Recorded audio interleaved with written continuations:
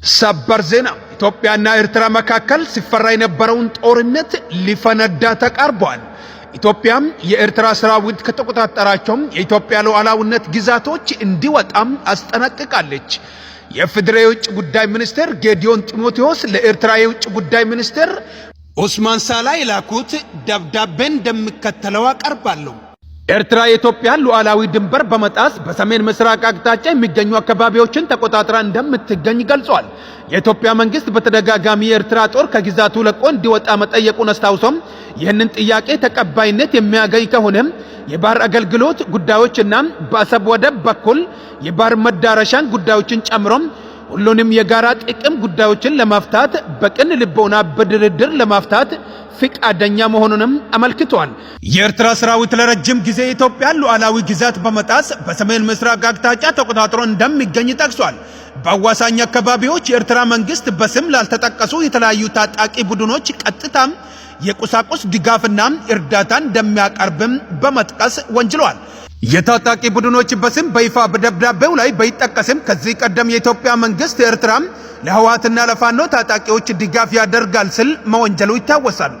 ኢትዮጵያም በደብዳቤው ላይ የኤርትራ መንግስት በሉዓላዊነቱና በድንበር ላይ ከሚፈጸሙ ጥሰት በተደጋጋሚ እንድታቀብ ብጠይቅም ጥረቱም ሰሚ አለማግኘቱንም ገልጸዋል።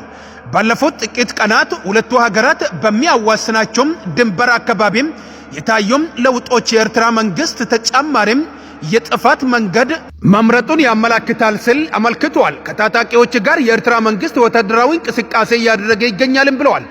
በሰሜን ምስራቃዊ የኢትዮጵያ ድንበር የኤርትራ ጦር ወታደሮች ወደ ኢትዮጵያ ግዛት ዘልቆ መግባታቸውንና በሰሜን ምዕራብ የሀገሪቱ ድንበር ደግሞም የኤርትራ ጦር ከአማጽያን ቡድኖች ጋር እያደረገ ያለው የጋራ ወታደራዊ እርምጃም ጸብጫሪነት ብቻ ሳይሆን ፍጹም የሆነም ወረራ ነው ሲል ድርጊቱንም አውግዘዋል። ይህንን ተቀባይነት የሌለው ሁኔታም ለማቆም የኤርትራ መንግስት ወታደሮቹን ከኢትዮጵያ ግዛት በአስቸኳይ እንዲያስወጣና ከአማጺ ቡድኖች ጋር ያለውንም ትብብር እንዲያቆም በይፋም ጠይቋል። የሁለቱን ሀገራት የጋራ ብሔራዊ ጥቅምን ባስከበረ መልኩም በላቀ መከባበር ስሜትን ለማመካከር ዝግጁ ነን ያለው ሲሆን አሁን በኤርትራ በኩል የተከፈተው ተንኮሳ ግን በምንም መመዘኛም ተቀባይነት የሌለው ነው ሲል ገልጿል። ኤርትራ ሰራዊቷን በአስቸኳይ እንድታስወጣና ሰላማዊ ድርድር ዝግጁ እንድትሆንም በይፋ ጠይቋል። ለግማሽ ምዕተ ዓመት ያህል በማያባራ ግጭት ላይ ተኖሯል ያለው ደብዳቤም ይህ አይነቱም የግጭት አዙሪት በውይይትና በዲፕሎማሲያዊ ጥረት ልባት ሊያገኝ የሚችልበት እድልም እንዳለም አመልክቷል። በኤርትራ በኩል በጎ ምላሽ ከተገኘም የኢትዮጵያ መንግስት ልዩነቶችን በሰላማዊ ድርድር ለማፍታት ዝግጁ መሆኑንም አብራርቷል።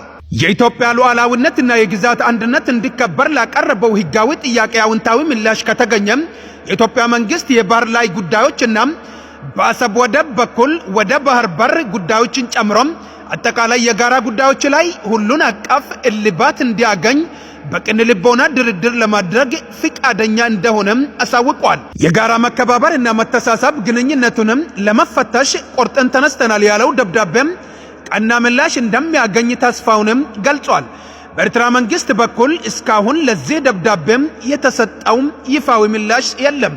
የውጭ ጉዳይ ሚኒስቴር ቃል አቀባይ አምባሳደር ነቢያት ጌታቸውም ደብዳቤውንም ትክክለኛነት ለቢቢሲም አረጋግጧል።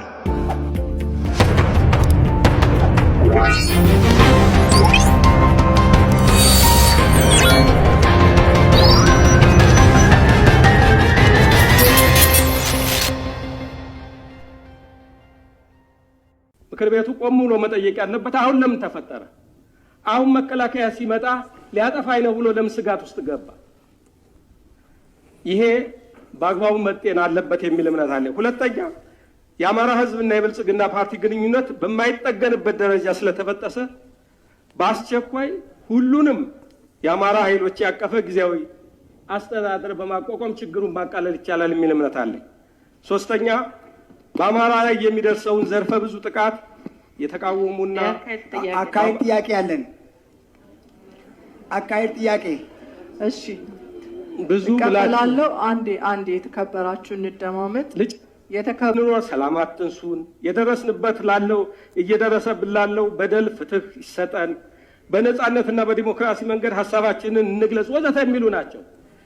አሁን ግን በተገላቢጦሽ እየሆነ ያለው ይሄ የራሳቸው ጥያቄ ሆኖ እያለ ሌሎችን ክልሎች አገይንስት አማራ ሞቢላይዝ ለማድረግ በተለይም ደግሞ ከኦሮሞ ህዝብ ጋር አንዳንድ የሚነሱ አገይንስት ኦሮሞ ይገቡኛል፣ እዚህ ቤትም ጭምር የሚነሱ ሰምቻለሁ። ህዝብን ከህዝብ የሚያጋጩ እኛ እናልፋለን። ነገር ግን ህዝብን ከህዝብ የኦሮሞን ህዝብ ልክ በአማራ ላይ ለማነሳሳት የሚደረጉ በመንግስት ደረጃ ኃላፊነት የጎደለው ነገር ነውና መታረም አለበት። የምክር ቤት አባላት ይህንን አዋጅ ማጽደቅ የለባቸውም። ይሁኖ የሚጸድቅ ከሆነ ይህ በአማራ ላይ እንዲፈጸም የታዘዘው የሥነ ስርዓት ጥያቄ አለን። የጊዜ ካልሆነ በስተቀር በየተራ ለሁሉም የሚደርሰው ይሆናል። የሥነ ስርዓት ብታስጨርሱ ጥሩ ነበር። ይበቃውታል። የሰጡትን ማሳሰቢያ ስላልተቀበሉ በዚሁ ብናበቃና ሰባተኛ የወሰደ ሰው።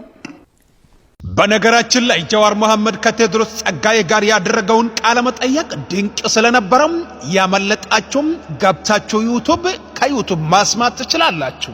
በኢንተርቪው ውስጥ ከውስጣዊ እስከ ዓለም አቀፋዊ የኃይል አስተላለፍ ውጥረቶች፣ ቀጠናዊ ፍላጎቶች፣ የመካከለኛው ምስራቅ ሀገራት ከበባዎችንም፣ የኢማራት ጥቅም፣ የሳውዲ አረቢያና የቱርክ ጥምር፣ የአብይ የግል ዲፕሎማሲ መዘዞች፣ የግለሰቦችን የጥቅም ትስስር ያሳጠን ብሔራዊ ጥቅሞችንም የያዘው ኢንተርቪው ነበር። ይሄ ብቻ አይደለም። የሀገራችን ወቅታዊም ቀጣይ ጣፋንታዎች፣ የምርጫ ጉዳይም፣ የጦርነት ሂደቶች፣ በአጠቃላይ ሁሉንም ያማከለም ድንቅ ትንታኔም ሰጥቷል። በተለይ የሀገራችንን ሁኔታ ማጠን የሚፈልግ ኢትዮጵያዊ ይህንን ቃለ መጠየቅ ቢመለከት ብዙ ግንዛቤዎች ያገኛል ብዬ አስባለሁ። ዩቱብ ገብታችሁም ማስማት መደመጥ ግንዛቤው ጥልቅ የሆነም ሐሳብንም መረዳት ምን ሊሆን እንደምችል የሆነ ያለው ምንድነው የሚለውንም ማስማት መገነዘብ ትችላላችሁ ብዬ አስባለሁ። ጨርሻለሁ። ይመቻችሁ። በዚህ አጋጣሚ ሼር ላይ ኮፒ ሊንክ በማድረግ እንድትተባበሩን እንጠይቃለን።